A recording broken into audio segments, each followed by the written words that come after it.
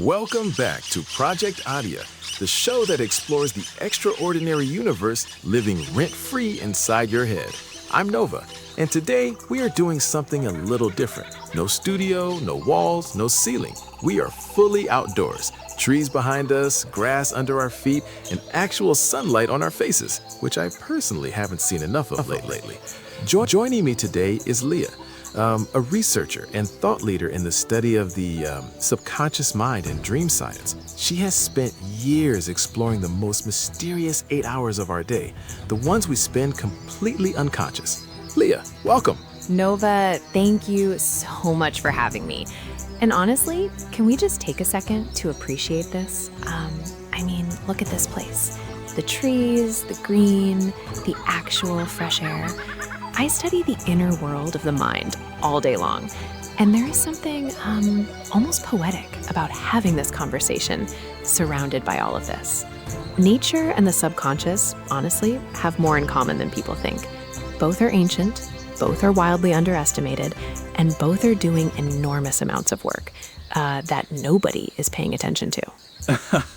That is possibly the most beautifully on-brand thing a dream researcher has ever said while sitting in a forest. I can't help it. This energy is already doing something to my nervous system. I feel like I could close my eyes right now and have an incredibly productive dream. Please don't. We still have a whole episode to record. Fair enough. Rain check. All right, let's get into it. Because what you study genuinely keeps me up at night, which is ironic given the subject. So Leah, tell me, what is actually happening when we dream? So the conventional view is that dreams are basically neurological housekeeping. The brain sweeping the floors after a long day, random electrical noise. And while there's some truth to the maintenance aspect of sleep, that framing massively undersells what the dreaming mind is actually doing. What I've come to believe, and what the research increasingly supports, is that the dream state is best understood as a sandbox. In software development, before a programmer pushes new code to a live system, they test it in a contained environment, a safe space to run simulations, break things, and generate errors without any real-world consequences. Every night when you fall asleep, your subconscious logs into exactly that. It constructs elaborate scenarios. You're a spy behind enemy lines, a detective solving an impossible case, or trapped in some corridor, and you don't recognize, but somehow feel you've been in before. And it's running you through these scenarios with a very specific purpose, to test your character under conditions your waking life hasn't thrown at you yet. So, when I dreamed last week that I was trying to defuse a bomb in formalware, that wasn't just bizarre brain static? How'd you handle the bomb? I panicked and woke up. Then your subconscious has some notes for you. But genuinely, that dream was your mind asking, how do you perform under extreme pressure? Do you freeze? Do you problem solve? It's testing the tensile strength of your psychology in a space where failure is completely safe. Okay, so the good dreams make sense as simulations. But what about the bad ones, the nightmares? Why would our own brain, which is supposed to protect us, put us through absolute terror? This is my favorite part to explain because it completely reframes how we think about suffering in dreams. Think about how pilots are trained. Before a pilot ever takes a real plane into the sky, they spend hundreds of hours in a flight simulator, specifically practicing catastrophic failures, engine fires, system collapses, terrifying crosswinds. They crash over and over again in a controlled environment, so that when a real crisis unfolds at 30,000 feet, their hands already know what to do. They've been there before. Your nightmares are the flight simulator of your mind. When you're stuck in a stress dream, failing an exam, being chased, losing someone, your subconscious isn't being cruel. It's building your emotional resilience.